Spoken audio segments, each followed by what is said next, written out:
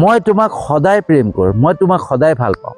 তোমাক মই চৰণত ৰাখোঁ বুলিয়ে যে মই তোমাক প্ৰেম নকৰোঁ তেনেকুৱা কথা নহয়। তোমাক সদায় ভাল পাওঁ, কাৰণ তুমি মোৰ ভৰিখন সুৰক্ষিত কৰি ৰাখা, যাতে মোৰ ভৰিত কোনো কাঁইট সোমাব নোৱাৰে তাৰ ব্যৱস্থা কৰি ৰাখা তুমি। গতিকে তোমাক মই প্ৰেম নকৰাকৈ থাকিব পাৰিম নেকি? তুমি সেইটো কেতিয়াও নাভাবিবা যে মই তোমাক প্ৰেম নকৰোঁ।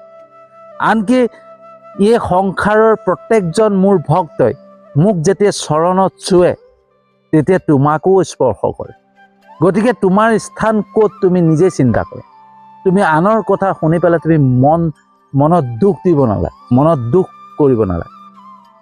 তাৰপিছত শ্ৰী বিষ্ণুৱে চৰণ পাদুকাক সুধিলে যে শংখ চক্ৰই যি কৈছিলে তাৰ প্ৰত্যুত্তৰ তুমি দিছিলা নেকি? তেতিয়া পাদুকাই ক'লে যে মই তাৰ কোনো প্ৰত্যুত্তৰ নিদিলোঁ, মই মনে মনে শুনি গ'লোঁ মাত্ৰ।